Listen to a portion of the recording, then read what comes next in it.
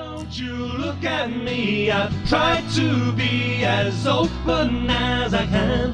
Why don't you look at me? I'm tired of being the invisible man. Look at me, the invisible man. Why don't you look at me? I'm tired of being the invisible man. Why, hello everyone, welcome to another edition of The Invisible Man. I must first ask a question. Who is listening to the show? Mute your mic.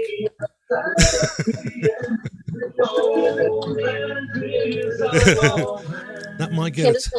Okay, yeah. I had like okay, all right. Playing there we go. We're good. Okay. Yeah. Okay. Total mind trip, man. Wow. Everything was going so smoothly. As our regulars will be well aware that technical issues abound. Sometimes it's us. Almost always it's us. Sometimes it's other people. So my name is Mark Davis Stallard. And please, if you are, as you're watching this, please like it, share it with your friends. Let's get as many people watching as we can. It's a lot more fun when there's a lot going on in the chats. And if you have any questions for Roxy, please add those as well. So like I said, my name is Mark Davis Stallard. Guy in the middle is Colorado Phil. How you doing, Phil? Good. Excellent. Well, kinda. We'll talk about it later. Yeah, Not really great. He's got some rants for a little bit later, which should be interesting, or it could be dangerous. And of course, Ryan Jans, whose middle name is also David, but he doesn't use it even though he should. How you doing, buddy? Hey, I'm doing good. Happy to be here with y'all. That's y'all, great. Mark the Stallard. Wow. Indeed. That's actually why I have it on my phone. It's not Mark, it's the Stall. That's what it comes. Oh. It's the style, as in the Fonz, because I've got the same magical powers. Anyhow, right. Without further ado, so hailing from Winnipeg, Manitoba, our guest today is a multi-instrumentalist, singer-songwriter, punk rocker, metal, high energy, and some might say a force of nature. And as I know her personally, absolutely a force of nature. She is currently working on her third CD, and which I no doubt is going to be a big hit. So, welcome, Roxy Raghoo. How you doing? Welcome aboard. Good. Hi, Mark. I'm good. How are you guys? Good. Doing very well.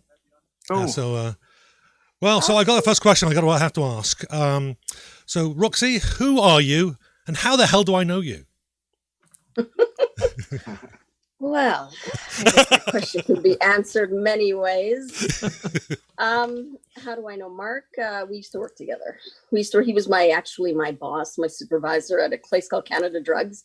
Totally awesome place to work. It was, fun experience. Mark was pretty cool boss.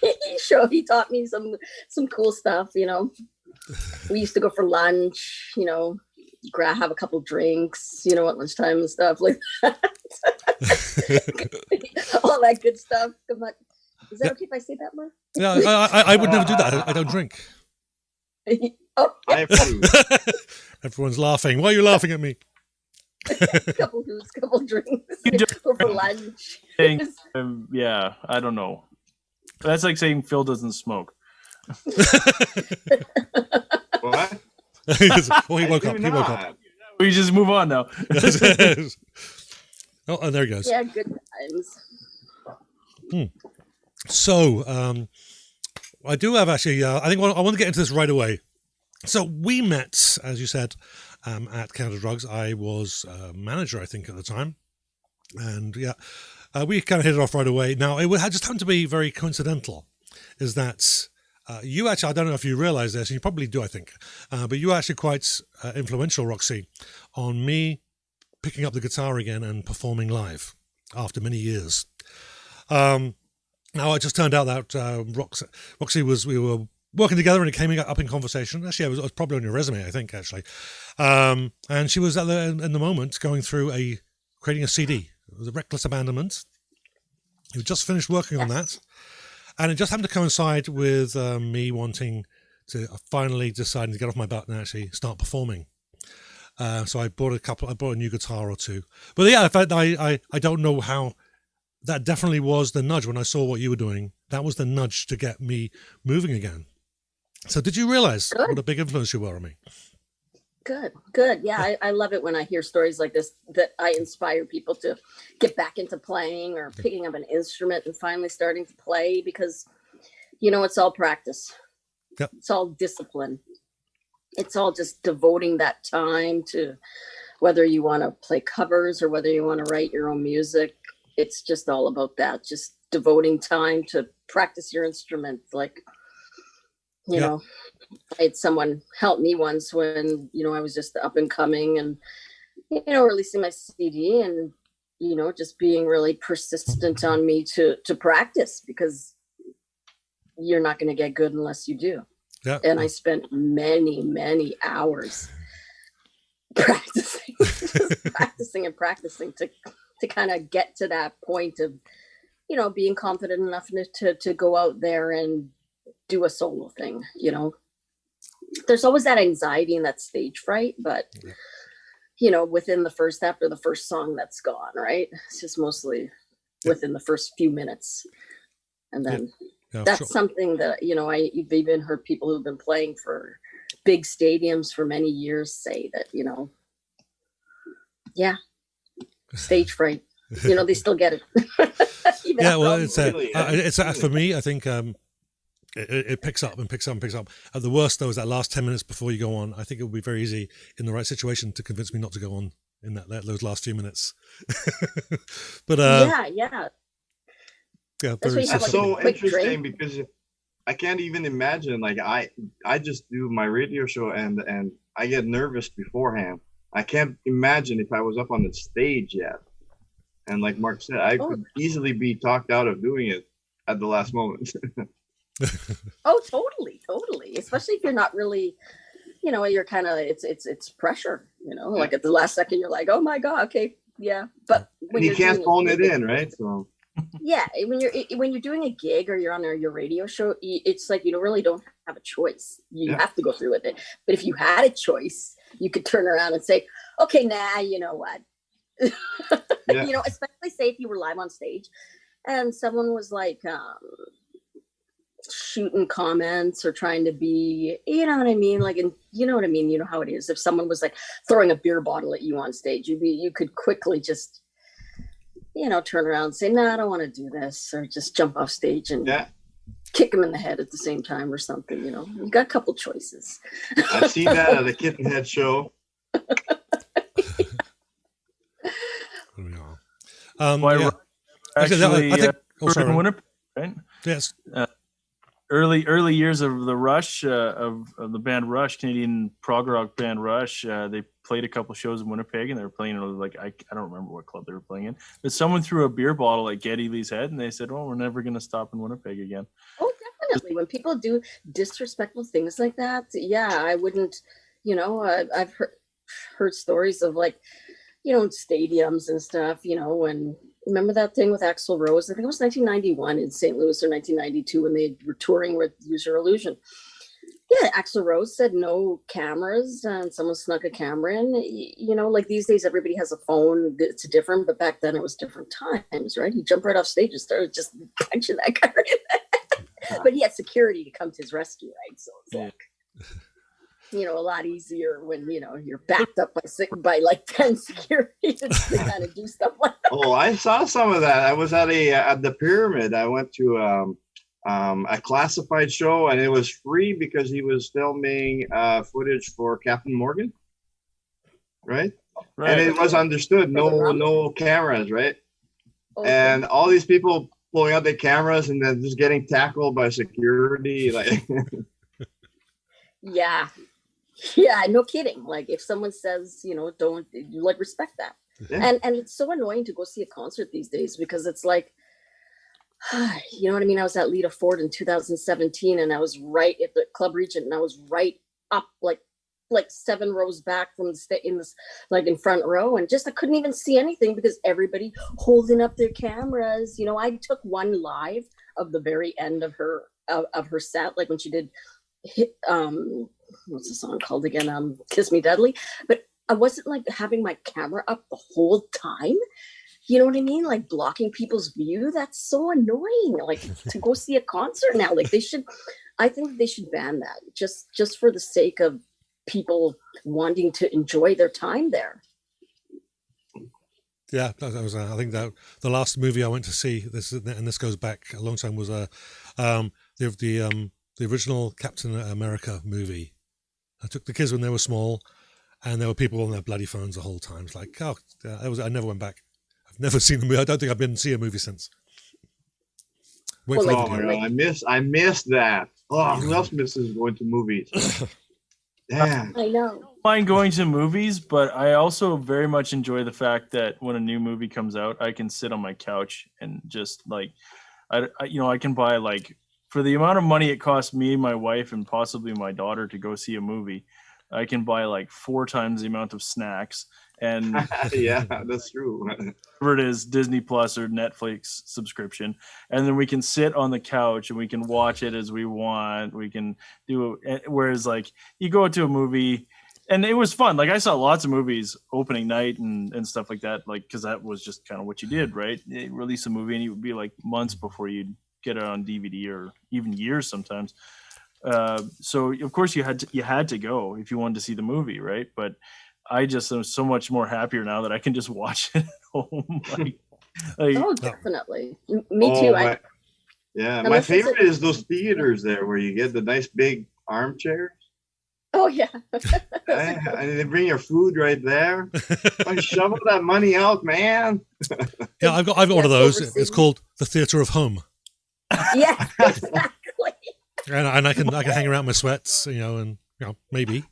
So Star Wars, like the Force Awakens. We saw Force Awakens in VIP, and so we had like the full food in front of us and everything. But even that, like, that theater is really small, and you got these big chairs, and they're quite comfortable, but like, it's just still, you're still crammed in next to other people, right?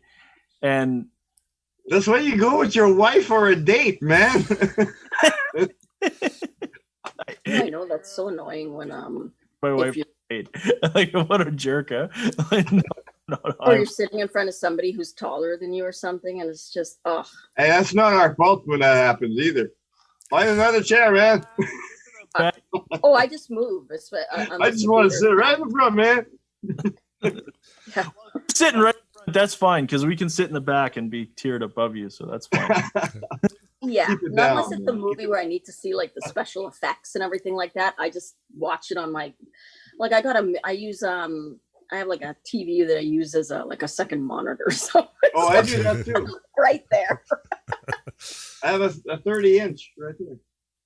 Oh, awesome. Yeah. Like, who cares about the theater these days unless you're going with a date or something like that, right? Yeah. All right.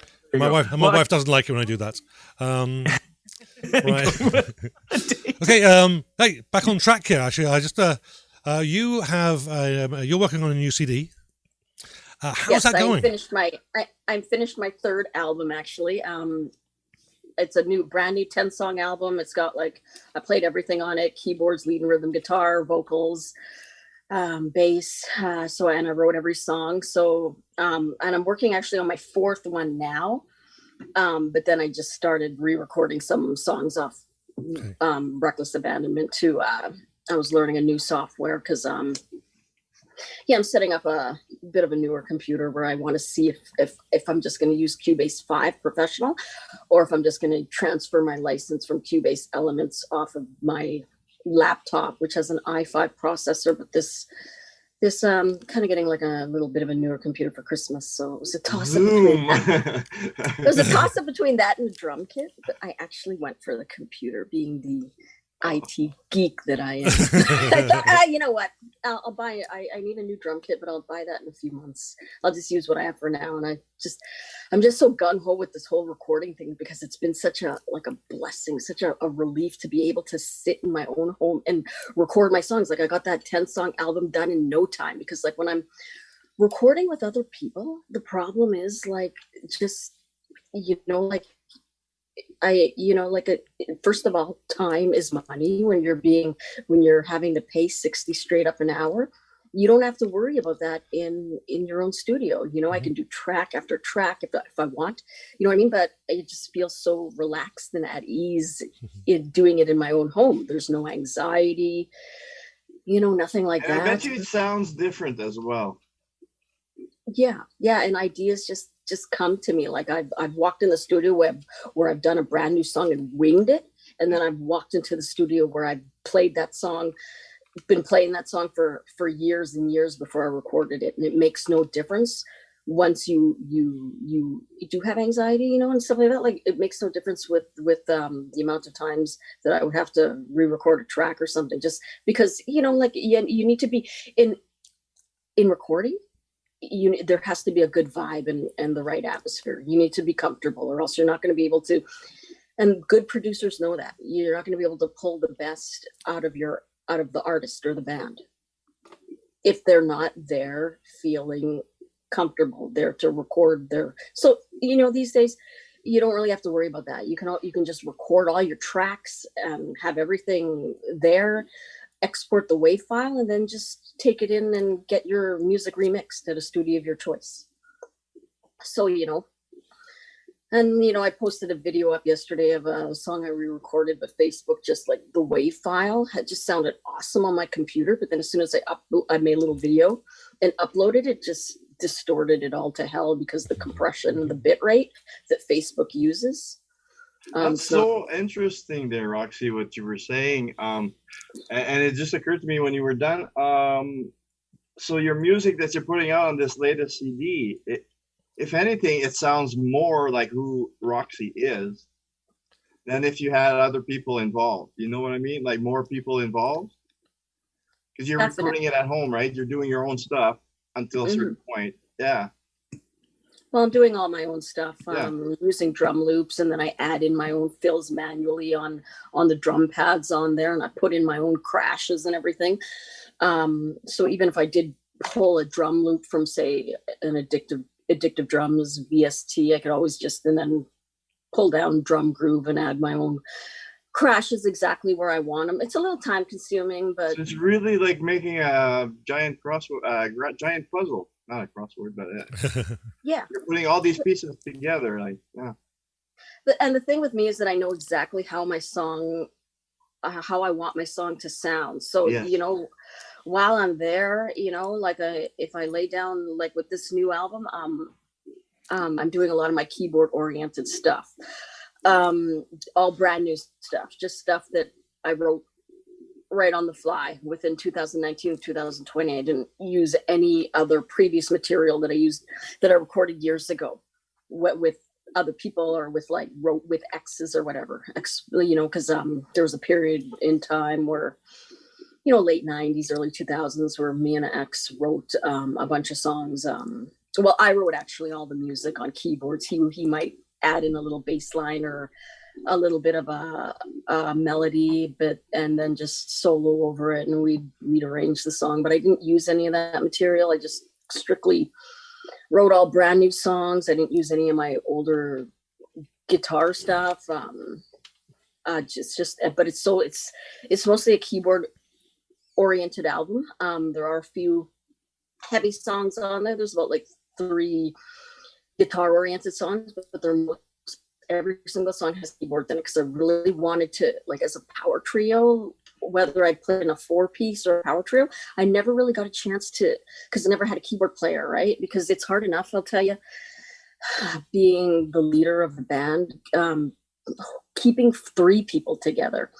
That's why these days, never mind 4. So, you know, when I started out, I had a rhythm guitar player, and I would play lead and rhythm, and she would play rhythm. So we had that other aspect of that other musician. But then when I started power trioing and the rhythm guitar player came on bass, got a male drummer, someone more capable of playing heavy stuff. Because, you know, sometimes when I was just starting out years ago, I had to kind of just, I hate to say it, but let people play my music the way they could. Because if you don't listen to heavy metal and you're not a hard rocker, and you mostly play country or folk or other styles, you're not going to be able to play heavy metal or hard rock.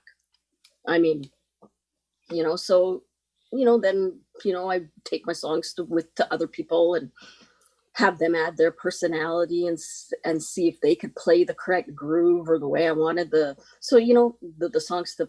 But these days, to just eliminate all that bull that you have to deal with, I just hire people. I just record the songs in advance. Now I can do that with my own studio. Okay, listen, this is the groove. This is the way I want the song to sound.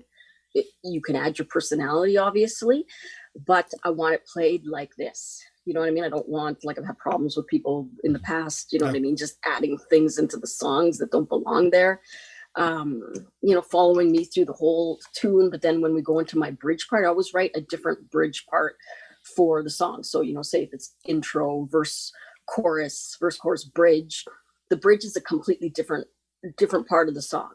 There's a couple songs I didn't do that in, like Gotta Get Away. The bridge was just a repeat of the verse and chorus, and I just soloed over that. But most of my fast hard rock songs, there's a completely different bridge. So when you go into the bridge and someone starts adding things that aren't there, all of a sudden my solo is going to be out of key, because you're adding a note that I have not. You're adding a couple notes that I have not. It's out of key to my solo. My solo is exactly, whether it's winged or whether, I'm just improvising the solo on the spot or have written a specific solo for that bridge part, it's in the right key. So as soon as someone starts adding notes that isn't there, it throws my solo out of key. So, that's kind of part of working with people that respects what you've got there, and being able to, communicate with you, so that with each other, so that they are give you what you need. I mean, because it's when you got a whole lot of front people, they all want to be up front, right? It's too much themselves. Now, on my side, I rarely know how I want the song to turn out or to be recorded or play. Ryan will test this. As I just do you. I don't. I've written a song. The fun part's done. Let's now get down to business and let's see what sound we can come out of it. So it's different approaches. But it's kind of interesting that even when you do write a song, though, you have a chord structure that you're following. The bass player just can't play anything. No, that's right. Whether he's playing the root note to your chord or adding in some other things, depending on if your songs are slow. Like if I'm playing a fast rock song, I am playing all the chords, all the hard driving rhythm patterns. The bass player has to follow me, has to play the root note of what I'm playing. There is unless it's a slow song, there is no room for you to be improvising. This isn't jazz or blues. You know what I mean? Where you can add what you want to the song, or as long as it's in the right key. Yeah, that sounds like whoever does that kind of thing isn't respecting the style or the integrity of the song either. Yeah, exactly. But as I was saying, with what you're playing, the bass player has to follow a certain chord progression, a certain rhythm.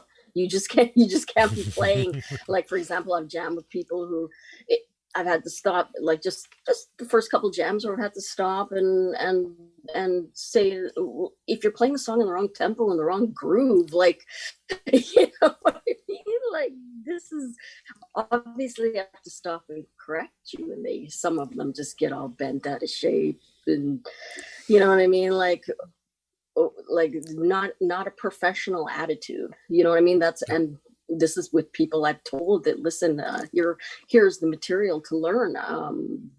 You had weeks to learn it. You know what I mean? And I'm not an impatient person either. Like, because I know that things. Sometimes I've had situations where it took like 6, 7, 8 rehearsals, and I was like, where is this going anywhere? And then finally it came together, right? So it's like, okay, good. Whereas some stuff comes together right away with people. Everybody's different, right? Yep. Especially on drums, because it's like sometimes if you're playing drums with people, you can't really hear everything right away. You know what I mean? So the patience is the key to, but sometimes where after 6, 7 rehearsals, this is not going nowhere. So okay, we've got some we've got some questions from the audience. So let's so Shalim has actually got quite a few questions here. We'll get through some of these. So what led you to decide you wanted to pursue music? Oh, I've always loved music. I've been a huge music lover since I was a kid. Like when I was 10, 11 years old, my mom bought me my first cassette tape for my birthday, Bon Jovi, Slippery When Wet. And ever since then, like I grew up with music in the home, but mostly like gospel country. My parents were really religious, like my mom anyway. So a lot of Jim Reeves, Elvis, old country was playing. And my mom would always have it on this was my first like intro into like more of light rock music. My parents would always have it on the Weather Channel. I don't know if anybody remembered the Weather Channel way back in the day, like in the 80s, but they played a lot of like Gordon Lightfoot, old Guess Who and stuff like that. So I would hear that in the morning when I was getting ready for school and stuff. So, with that and Elvis and the old gospel country that my parents played, it just was a huge influence on me. And then I started getting into heavier stuff. Like my dad used to watch AWA wrestling. This was my introduction into heavy metal. And the Road Warriors, this was AWA, so they were called the Road Warriors. Legion of Doom is what they were called when they got into WWF. But in AWA, there were the Road Warriors, Animal and Hawk, and their theme song was Iron Man by Black Sabbath. And I remember them coming out, and I was like, whoa, when I heard that.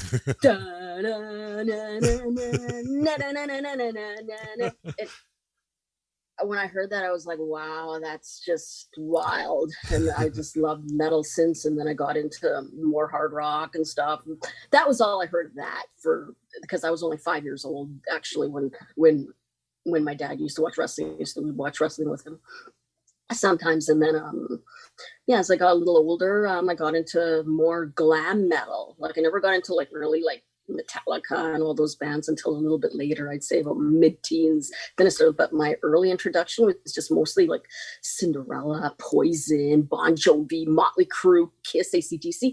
All those kind of bands were bands that I loved, like right from just right from around I was a young kid getting into music. And then I heard Pink Floyd, and that just blew me away. Like, and then I got into more progressive rock. So I've always just loved music, and I started taking, like, I played flute and junior high band, and we did mostly like Royal Conservatory stuff and classical and all that kind of stuff that you do in band.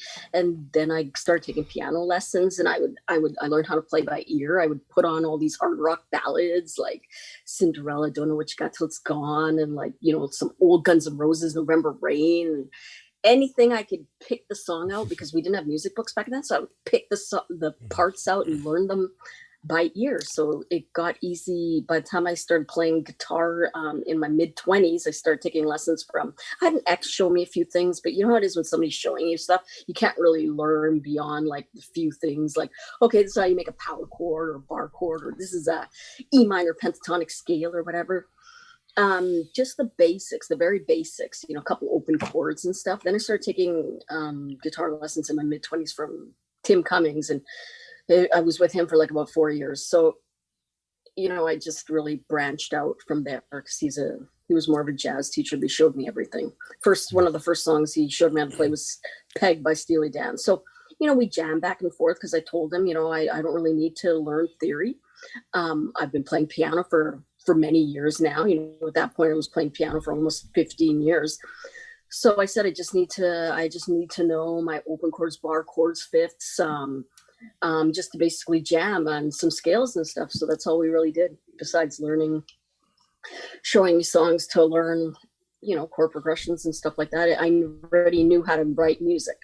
So I didn't need to learn. I just needed him to show me basically all that stuff on guitar. And then I would transcribe songs from piano to guitar, and then I just solely started writing on guitar. So with this new CD I have coming up, it's going to be a completely different side of me that people haven't heard, because they're mostly used to hearing me write hard rock songs, punk rock, hard rock songs. So this CD, I've got a little bit of everything in it, like alternative, hard rock, jazz, blues. There's everything in it. It's mostly, like I said, keyboard oriented. I've tried to put keyboards in everything, whether the keyboard was just doing the solo or whether it was the main basis of the song. Kind of like a mid 70s, late 70s Pink Floyd, Queen, Supertramp, stuff like that. The album is really progressive sounding because yeah. Is that Phil with the towel? Phil, put some clothes on. Come on. Yeah, I was gonna go for a swim real quick, but then I got into the story. Yeah. You not be where I don't think we discussed where everybody was, me, Roxy, and Ryan are in Winnipeg, and right here in Manitoba, and of course, Phil is in St. John Baptiste, Florida. Further south, man. Oh yeah, you're in Florida. Oh, He's you're in Colorado. No, he's in St. John Baptiste, Florida. I don't know. I'm here during the weekend. Then I go back to St. Jean. Sunday night. There we go. Awesome. And the life of an internet radio host, huh? Oh, my gosh. You can go on the internet. You can go everywhere now. Right. I'm gonna go to my cabana there and change back after I swim. But yeah, I can't go anywhere because my computer's too old. It won't do stuff like that. Like what? Good. Google Map. Google. I go to the beach. Oh no, the virtual background. What? That's a real background. Hey, No, that's enough of that talk. Let's get back to our guest now. Yeah. Okay. Put those shoulders away, Phil. They're distracting. So Shalem has a question that I was actually planning to ask. Actually, all of our Winnipeg guests actually is the zoo. Good memories or bad memories? The zoo is in the bar. As in, you played there, I assume. Yeah. Yeah. Oh, many times. Oh, great memories at the zoo. Totally. That was like Dave Green was a friend of mine. He would my very first show with the all-girl band was at the zoo. I think it was like 2002. And he let us play on a Thursday night. We packed the place. And yeah, anytime I wanted a gig, obviously you have to kind of prove yourself to get a Friday and Saturday. That's how it was back then. But yeah, like if he was a friend of yours, he would give you like a good night. And yeah, great memories. Just, I saw all kinds of bands there. Helix, Killer Dwarfs, a lot of those, Kim Mitchell, a lot of those hard rock bands from the 80s. Everybody played the zoo. Like all of my bands played the zoo. Every single one of them. We all played the zoo and just, had a great turnout. Like, the zoo is one of my favorite bars. I just remember partying there, like downstairs at Ozzy's. We played there too, and then upstairs at the zoo. Just it's like Winnipeg's best rock bar. Besides the Albert too, but the Albert was more like grunge and the alternative scene. But the zoo was the hard rock metal scene. I snuck in the zoo. I remember sneaking in the zoo when we were like 15, 16. I'm amazed we got in, but one of a friend of mine's band was playing, and one of the bouncers let us in. I'm amazed. We just look like young kids, right? We were only 15 and we're there like, all decked out in leather, makeup. He was just like, get in there and hide. Well, that's how I always was when I went there. I was leather and makeup. Yeah. Because they're trying to look old. They're wearing all these that's a plus. high-heel leather boots. With the studding, right? Like the pyramid studding, for the choker, the studded choker as well. Yeah. Yeah. This was the 90s, and it was the glam metal, hard rock metal era, and it was like my first concert was Metallica in like the early 90s, and just great music from that period of time. So that's a lot of what I've played, a lot of what I've practiced playing to, just a lot of like right now I'm learning that I've almost got it down. I'm gonna post the video once I got it down, but I'm learning that. I don't know if you guys have ever heard that.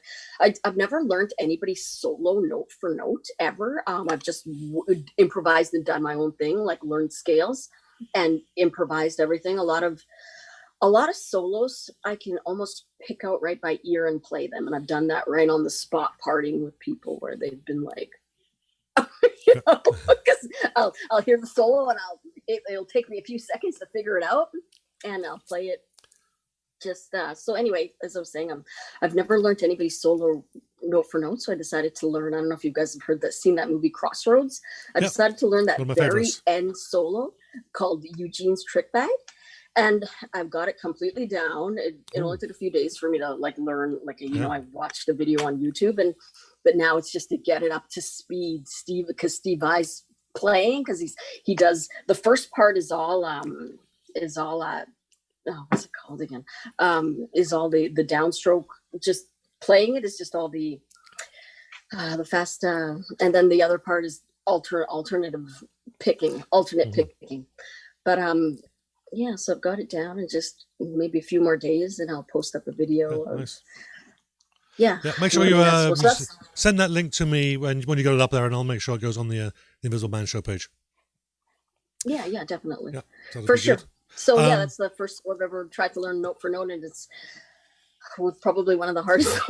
Yeah, no, that's I was one of those movies too that I had watched many times actually, but it was okay. I'll see if I can figure out what. No, I'm not going to try. It's like those fingers are going way too fast. That's the word I was. I mean, and that kid is good at karate and guitar. What the hell? I know. Wow, who knew? He faked the guitar playing. That was all Steve Vai, but he's such a good actor. He actually made you feel like he was playing it too, when you're watching. Yeah, Steve Vai showed him how to kind of. He had another guitar teacher too. That I watched the making of the movie, and they were showing him kind of how to fake it, because when you're really playing that, like the beginning part is sweep picking, and then it goes into the first part is the arpeggios, and then it goes into the caprice. Yep. So he sweeps the arpeggios all like, and then goes into like an alternate picking for the caprice part. But it's very technical. So it's been fun learning that for my very first solo.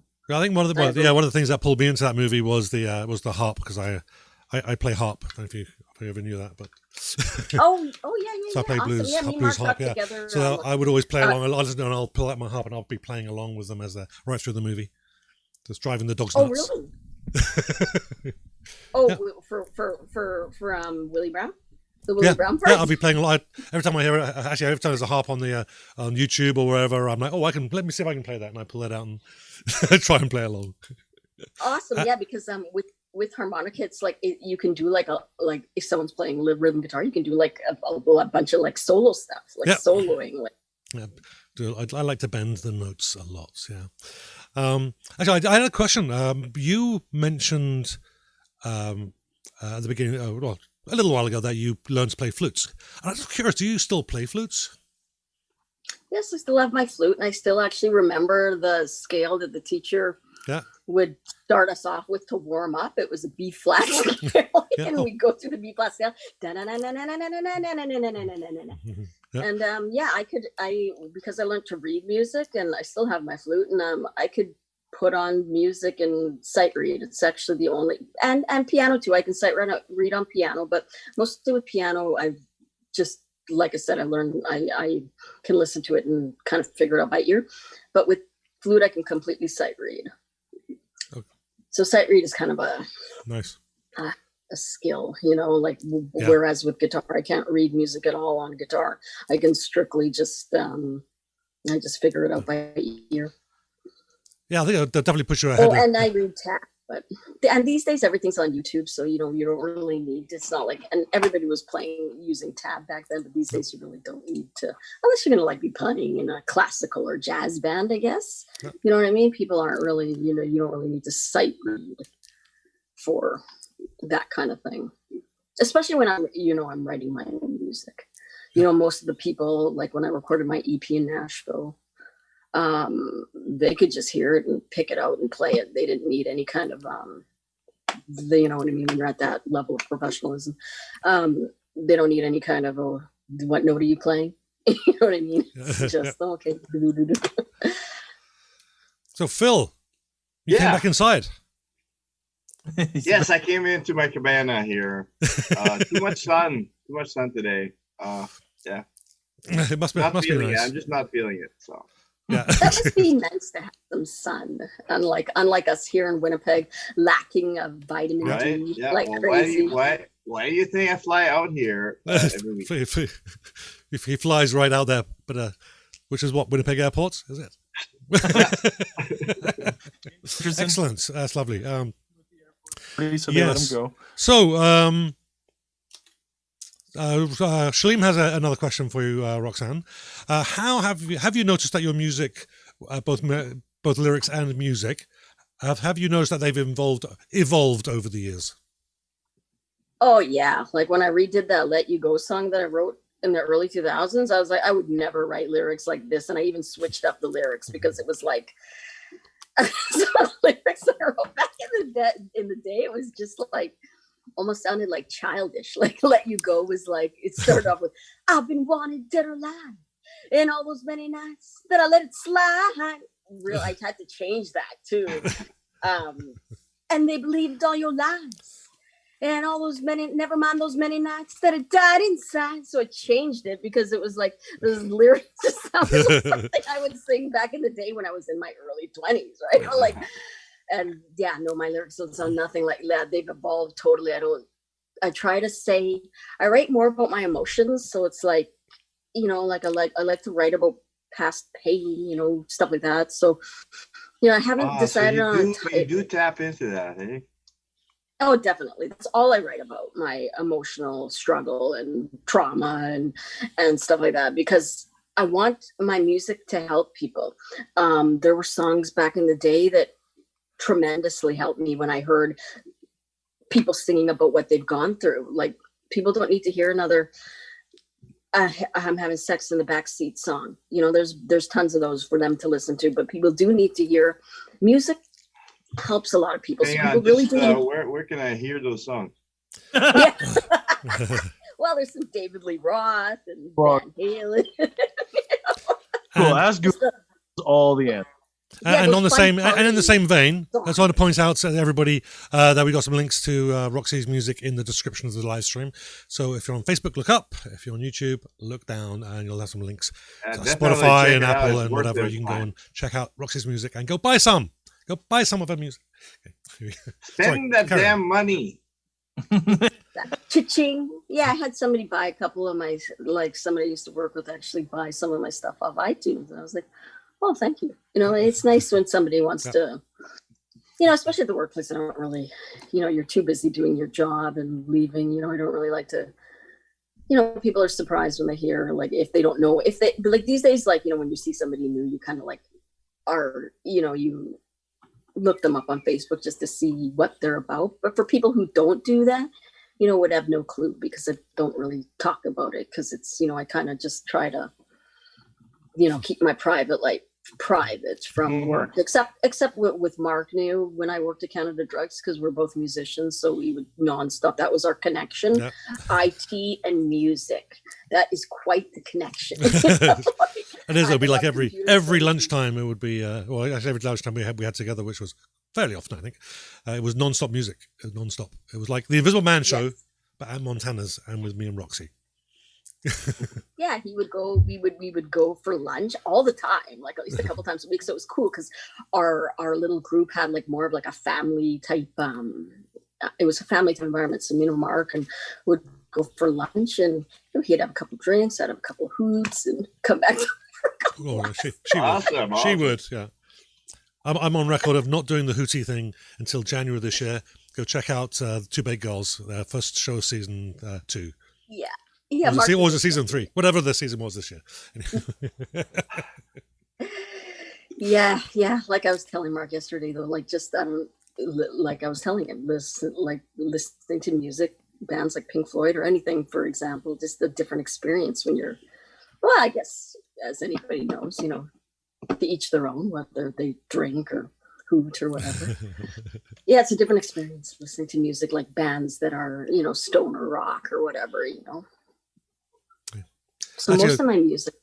Just want to shout out to the audience. So we've Brent Hull joined us about 20 minutes ago. Says sounds good. Just learning your post here like that. Invisible Man thinks cool. It lets cruise brother. Indeed, I'm not sure what that means, but let's cruise. That'd be great. And Ian Krochak just says, just popping on to say hi. So thanks, Ian. Hey, for checking us out. Ian. There we go. Right, I've got to ask the question, and this is in some way a setup for Phil. But Roxy, so this season that's been lasting for about a year now, almost a year. It's an unusual season. Have you found yourself, or how have you found yourself coping with the current chaos?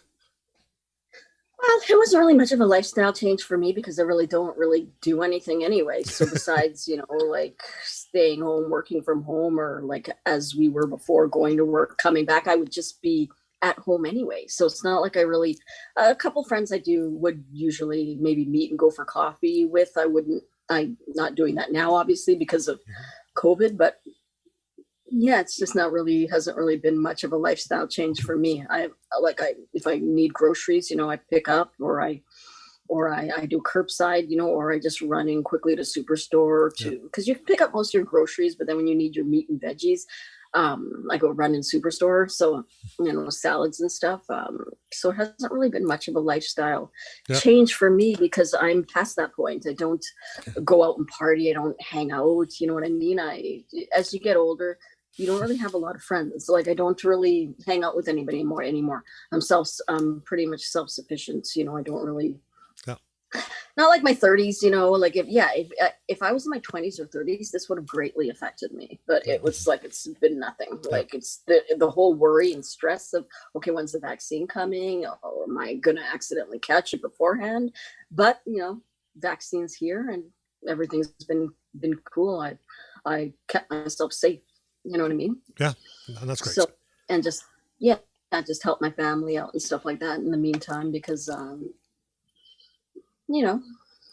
that's all I really hang out with these days, my family or just a couple close friends. And, when the time's right for me to get back out there and play, I'm hire musicians. And of course, there's you're welcome over to my place for sit on the deck and chat like we. I thought it's been a year since we've done that, so we'll have to figure that out. So maybe for next year now. Yeah, that was fun. Yeah, we got together. Me and Mark got together like summer of 2019, I think it was. Yeah, it was definitely last year. Yeah, we had a bit of a jam. Yeah, that was good. Maybe we'll. Yeah, it was fun. Have a couple of drinks. Yeah. So Phil. Yes. So COVID, how's that help? How's that affecting you right now?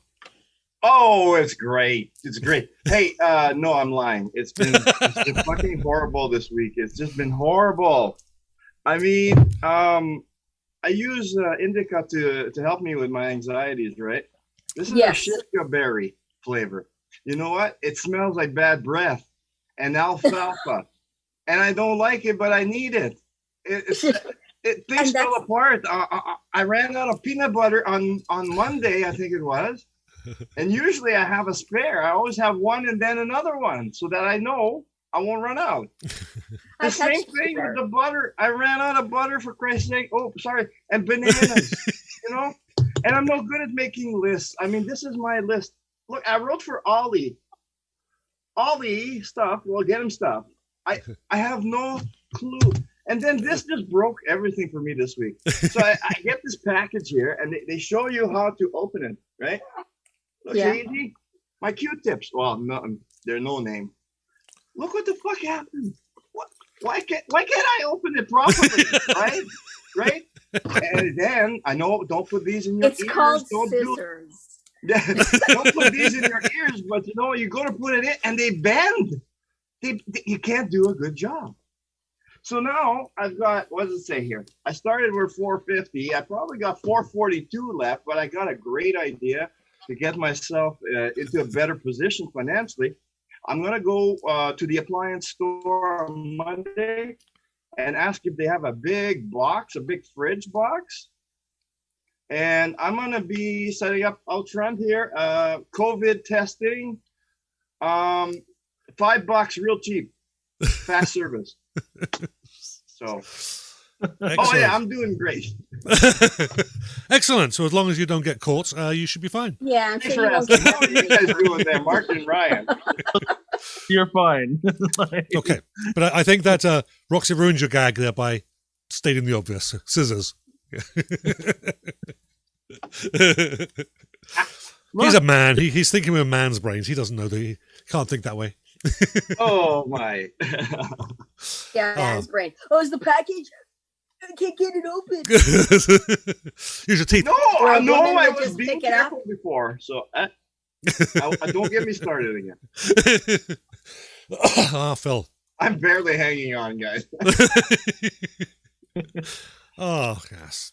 And there's a reason why we didn't do that at the beginning. Okay, great.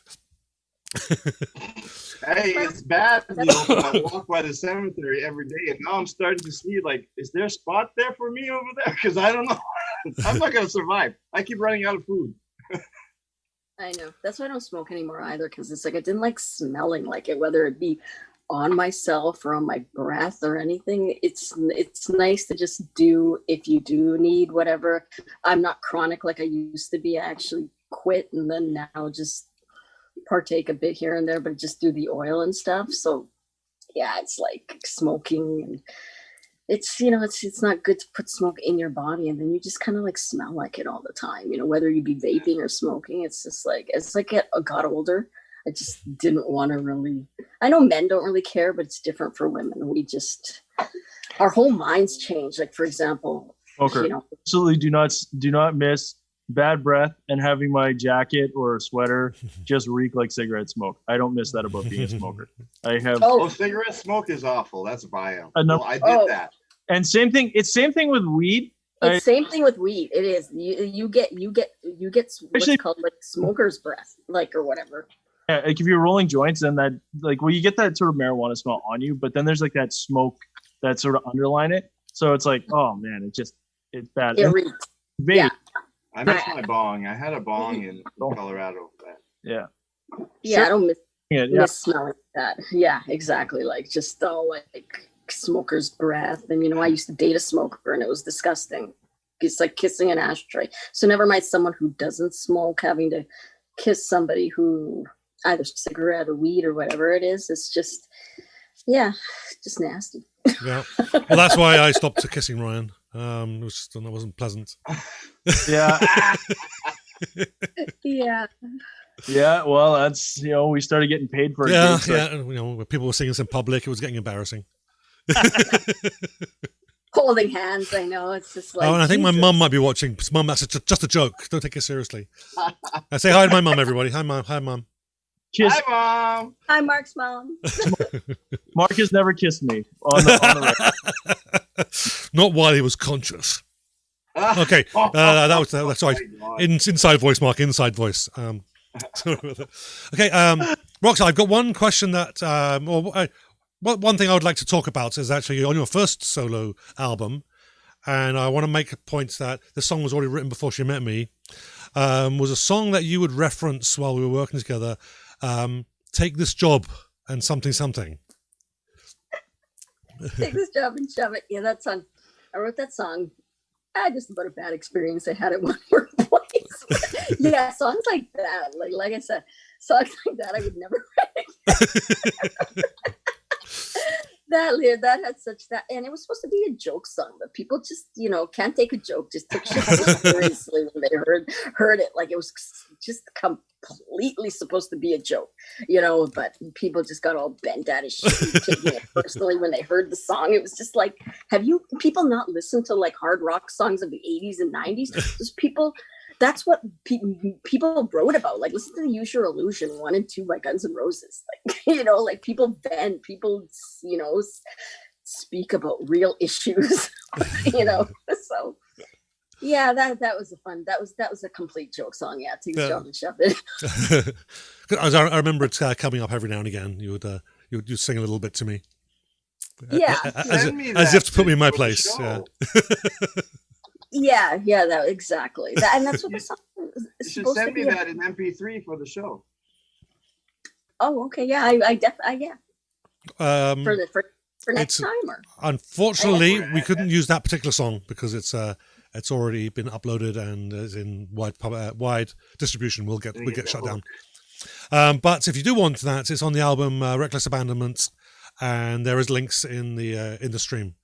So Facebook, look up, you'll see some of the links for Roxy's stuff, and for Facebook, down for YouTube, and go and check out her material. So we are kind of coming to an end here. I think Wow, that went fast. I know. You did. That flies when you're having fun, eh? Here we go. I'm going to switch over. And just for our stuff there, most of everything you can find on the invisibleman.ca. Pretty much links to everything you've got on the screen are there. But I just want to draw your attention to the Invisible Man / YouTube will take you to our YouTube channel if you're not there. As you go check that out and subscribe, you'll get it. Works a little bit better than YouTube, Facebook, and you can go find some of the old shows as well to revisit, because these are pretty evergreen, these shows. And of course, Phil's radio show. Are you ready, Phil? You betcha. Try to catch Colorado Phil. No, don't try. Just catch the Colorado Phil show Mondays through Fridays, 12 to 4 p.m. Pacific, 1 to 5 p.m. Mountain Standard Time, 2 to 6 p.m. Central Time here in Manitoba, the 204, and 3 to 7 p.m. Eastern Time. Only on one station. I do the show from my home studio here in southern Manitoba. The station is based out of Monument, Colorado, Tri-Lakes Radio. That's TRI. Listen from the website, www.trilakesradio.com, or go to your Google Play Store, download the Live 365 radio app, and look up Tri-Lakes Radio there, and you'll be listening in no time. Great. Thanks, Phil. So go check out Phil's show. It is a really entertaining show, particularly if you're driving somewhere, or if you're doing some work around the house, or if you just want to listen to some damn good music. Fridays are now my casual Fridays, and I talk about my own personal life. I mean, last Friday, I started from when my mom and dad went out on a date in 1966. And he remembers around that. November, December, and then August the 22nd, I was there in 67. So and it was all from memory, right? There, but yeah. And we just do the show we obviously do the show because we love it, but if you'd like to give us buy us a virtual coffee, you can go to buymeacoffee.com/itsallinthe mind, which is the name of mine and Ryan's band. And if you like to read, then I've written a few books, a couple of children's books, and a short story collection. Books.mdstyle.com will take you straight there. But like I said, everything is on the invisibleman.ca page. Let's get this back. Well, our producer has come down from the office to tell us that we've had a good show, and you say hi to everyone. Say hi, Miss Roxy. Hi, Mr. Phil, and hi, Mr. Mark. Hi. Hi. Hi. Our producer her naps, so not too sociable right now, right, sweetie? That's right. All right. Okay. That's great. So thank you very much, Roxy, for coming on. And yeah, when you're having fun, these shows just fly by. You can always want to go for another half an hour. But we'll leave it there. It'll give us something to talk about next time we have you on. So thank you. Well, thank you very much, Mark, for having me. And thank you, all you guys, Colorado Phil and Ryan, for having me on the show. It was a pleasure. Thank you for being on the show. You bet. And next week we're actually doing our Christmas special. We'll have with us will be Adam and the Hellcats, who I do the Welcome to the Madhouse with, and we'll have Angela R. Campbell, who I do the Visible Song Club with. So all four Invisible Mans and the Invisible Mam will be on the show. We'll be talking about the last year, a little bit of a retrospective. We'll have some outtakes for some of the stuff that we've done offline, and who knows, even some Christmas music that I've written as well.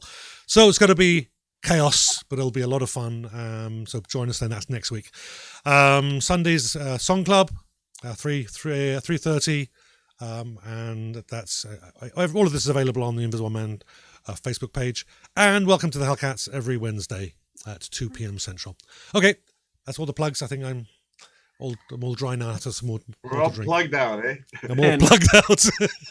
Thanks, Phil, for raising the bar again. So thank you very much, everybody, and we'll catch you again soon. Bye-bye. Bye, everybody.